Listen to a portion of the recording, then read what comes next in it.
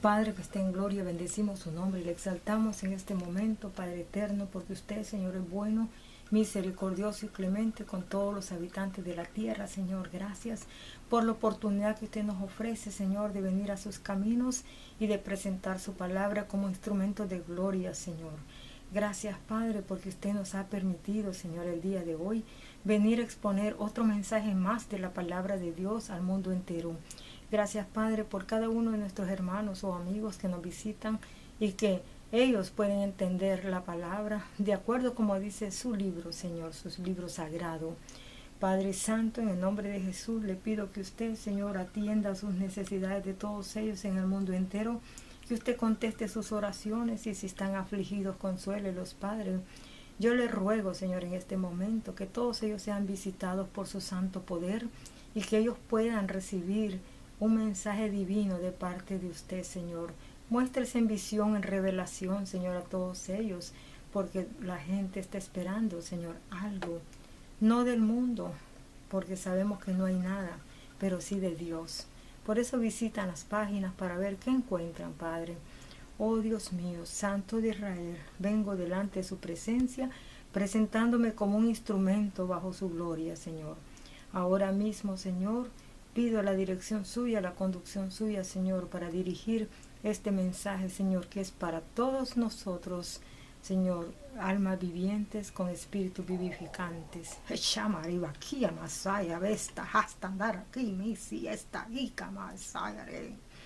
Ura mahenda kaisi estenda rama hara kaisi hene visita rama sayara vestéis. Gracias, Padre, por su presencia bendita. Gracias, Señor, por su Espíritu Santo. Bendito sea hoy por siempre y para siempre, Señor. Amén. Amados amigos y hermanos en Cristo Jesús, es para mí un placer entrar nuevamente hacia la página del internet para mostrar a través de su Espíritu de gracia de Dios un mensaje más de su palabra.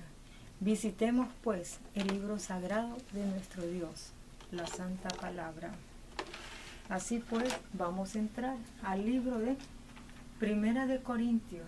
Nos hemos quedado y hemos estado mirando todo este tiempo, hemos estado impartiendo acerca de el arrepentimiento, porque sabemos que nosotros como seres vivientes cometemos errores constantemente, pero una cosa es el error y otra cosa es el pecado. Por eso Dios nos invita a que vengamos en un genuino arrepentimiento, reconociendo que somos pecadores y que sin Él nada podemos hacer. Así pues, la ley del pecado es muerte, pero la vida en Cristo Jesús es vida.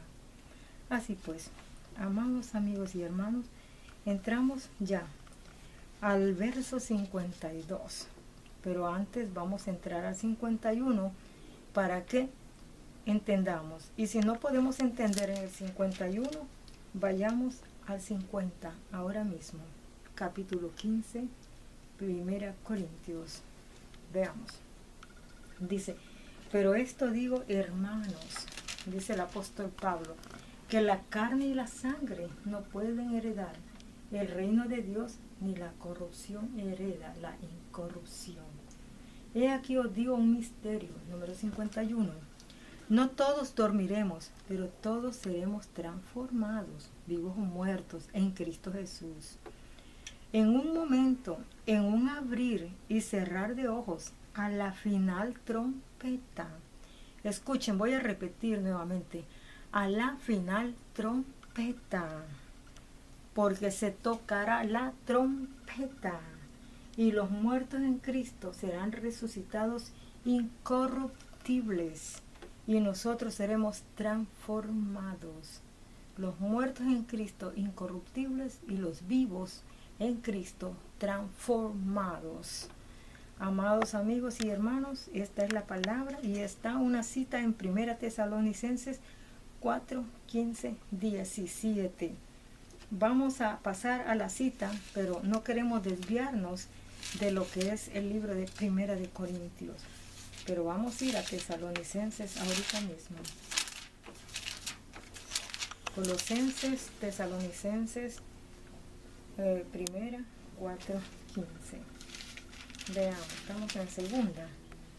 Veamos, acá está. Ya lo tenemos. Dice aquí, mire, fíjese bien.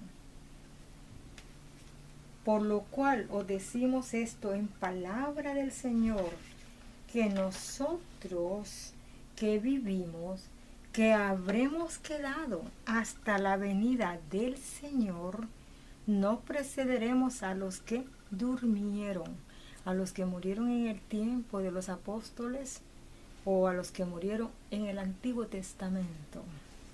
Porque el Señor mismo, con voz de mando, con voz de arcángel y con trompeta de Dios, descenderá del cielo, y los muertos en Cristo resucitarán primero.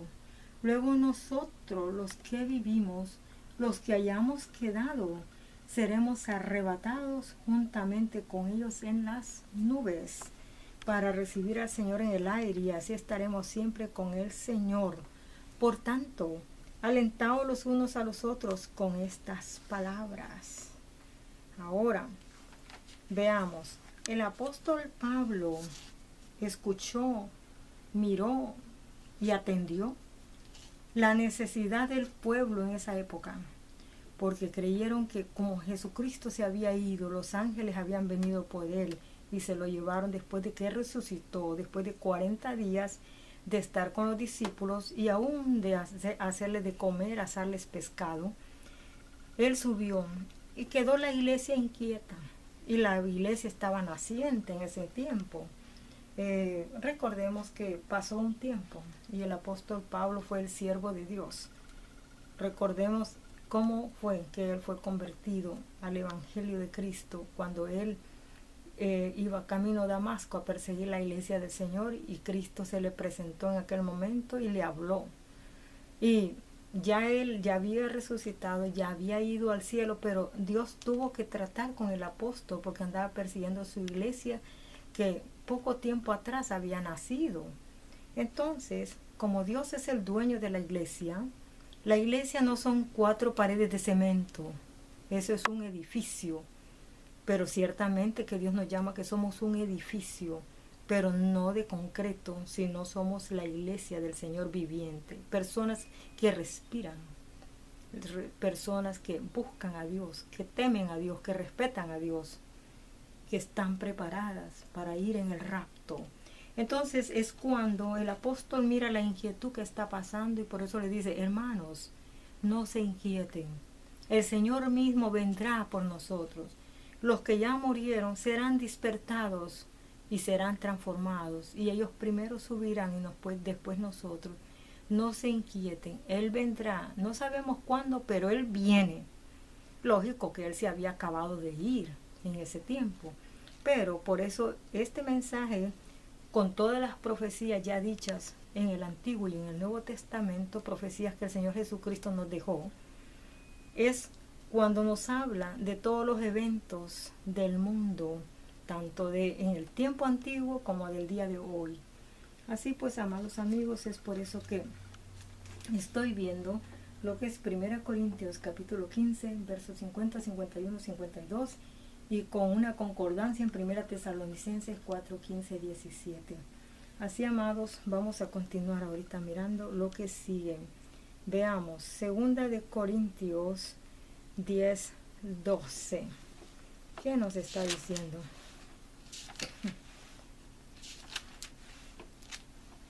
Segunda de Corintios 10, 12. Porque no nos atrevemos a contarnos ni a compararnos con algunos que se alaban a sí mismos, pero ellos, él dice, midiéndose a sí mismos por sí mismos y comparándose consigo mismos, no son juiciosos. Déjenme ver, es segunda de Corintios. Permítanme, creo que aquí tenemos la cita equivocada, porque creo que es 5, 10, 12, no era esa. Acá vamos. 5, 10, 12. El 10 dice, porque es necesario que todos nosotros comparezcamos ante el tribunal de Cristo para que cada uno reciba según lo que haya hecho. A ver, vamos a ver el 12. No nos recomendamos pues otra vez a vosotros, si no os damos ocasión de gloriarnos por nosotros, para que tengáis con qué responder a los que se glorían en las apariencias y no en el corazón. Porque si estamos locos es para Dios, si somos cuerdos es para vosotros. Así que pues, en el 17, 2 Corintios tenemos: de modo que si alguno está en Cristo, nueva criatura es. Las cosas viejas pasaron, he aquí todas son hechas nuevas. El 18 dice: y todo esto proviene de Dios, quien nos reconcilió consigo mismo por Cristo y nos dio el ministerio de la reconciliación. Nos pasamos del 17 al 18, 2 Corintios 5. Veamos el 7:10. ¿Qué nos está diciendo la palabra? Recordemos que nos reconcilió con el Padre, el Señor Jesucristo. Porque la tristeza que es en un Dios produce arrepentimiento para salvación, de que no hay que arrepentirse, pero la tristeza del mundo produce muerte. Y ustedes pueden continuar leyendo para entender mejor la palabra. Bien, ahora vamos a 2, 8, 20, pero del libro de Gálatas. Pasamos a los Gálatas 2:8. Pues el que actuó en Pedro para el apostolado de la circuncisión, actuó también en mí para con los gentiles, dice el apóstol Pablo. Ahora veamos el 20. Pero vamos al 19. Porque yo por la ley soy muerto para la ley, a fin de vivir para Dios, dice el apóstol. Con Cristo estoy juntamente crucificado, y ya no vivo yo, mas vive Cristo en mí, y lo que ahora vivo en la carne, lo vivo en la fe del Hijo de Dios, el cual me amó y se entregó a sí mismo por mí. Teníamos un texto bíblico que dice, fíjese lo que está diciendo, y que por la ley ninguno se justifica para con Dios, es evidente, porque el justo por la fe vivirá. Está diciendo el 3:11 de Gálatas. El 13 dice, permítame, el 12 vamos. Y la ley no es de fe, sino que dice, el que hiciere estas cosas vivirá por ellas. La ley es una cosa, la fe es otra cosa, pero si por fe cumplimos la ley de Dios, entonces estamos cumpliendo como dice el Señor. Cristo nos redimió de la maldición de la ley por nosotros, hecho por nosotros maldición, porque está escrito, maldito todo el que es colgado en un madero. El madero es maldición, no es... El madero fue un objeto que fue usado para crucificar al Señor, pero la gente adora el madero antes que al que murió en el madero, que es el Salvador del mundo. Ahora veamos. Vamos a 3:11, 13. El 13 ya lo vimos, ahora vamos al Efesios 2:1, 16. Y recuerde, aquí dice un punto muy importante. El 4:5 dice, para que redimiese a los que estaban bajo la ley, a fin de que recibiésemos la adopción de hijos. Los judíos tenían que haber recibido la adopción en Jesucristo por ser hijos, ¿verdad? Pero no la recibieron por cuanto rechazaron a Cristo. Ellos siempre viven pretendiendo hacer todos los asuntos de la ley, y la ley se cumple, como dice el Señor, a través de la fe en gracia por Cristo Jesús, porque por fe creemos en Dios y no hacemos lo malo. Por el regalo de Dios sabemos que no debemos de hacerlo. Bien, hermanos, bien. Veamos la ley cómo se cumple en su totalidad, porque toda la ley en esta sola palabra se cumple. Amarás a tu prójimo como a ti mismo, dice Gálatas 5:14. Porque cuando nosotros, por amor al prójimo, ya no quebrantamos la ley, ya no le vamos a hacer mal al vecino, ya no estamos haciendo cosas contra nuestro prójimo. Ahora alabamos a Dios porque la ley se ha cumplido en nuestros corazones a través de la fe y de la gracia del regalo de Dios en Cristo Jesús. Ve cómo todo cambia. Una persona que tiene a Dios no va a hacer maldad. Por lo tanto, la ley existe y por la ley somos juzgados. Y por la ley, dice el apóstol Pablo, yo conocí lo que era el pecado y lo que era el quebrar la ley. Así pues, vamos a otro punto muy importante. Fíjese, digo pues, andad en el espíritu y no satisfagáis los deseos de la carne, porque en los deseos de la carne es donde está el quebrantamiento de la ley. Hago las cosas porque quiero hacerlas, hago pecado porque me gusta. Entonces eso es asunto de la conciencia del individuo destruyéndose a través de los pensamientos pecaminosos y las acciones malas del corazón. Es por eso pues que dice el apóstol Pablo, andad en el Espíritu Santo de Dios. Veamos, vamos a Efesios 2, 11, 16. Fíjese una cosa muy preciosa, en el 8, vamos al 8, ¿qué dice? Pero ahí nos salta otro versículo, el 5, veamos el 5. Y tenemos otra cita en el 1:20, dice, la cual operó en Cristo, resucitándole de los muertos y sentándole a su diestra en los lugares celestiales. Ahora vamos, aún estando nosotros muertos en pecado, nos dio vida juntamente con Cristo, por gracia sois salvos, regalo de Dios. Dice, y juntamente con Él nos resucitó, y asimismo nos hizo sentar en los lugares celestiales con Cristo Jesús. Tenemos un lugar en el cielo con Dios. ¿Por qué? Por Cristo Jesús, que Él nos redimió de la maldición de la ley y nos redimió del pecado, del diablo y del mundo, de todas aquellas cosas que nos agobiaban y todos aquellos pecados que no podíamos destruir nosotros mismos con nuestras manos o con nuestras acciones religiosas. Nunca se pudo hasta que el Señor vino a redimirnos con su sacrificio en la cruz. Pero como dije antes, tenemos que aceptarlo, que recibirlo para poder gozar de ese regalo. Si no, no se puede. Veamos. Porque por gracia sois salvos por medio de la fe, y esto no es de vosotros, pues es don de Dios. Un don de Dios es regalo. Porque somos hechura suya, creados en Cristo Jesús para buenas obras, las cuales Dios preparó de antemano para que anduviésemos en ella. Y todavía no llegamos al 16.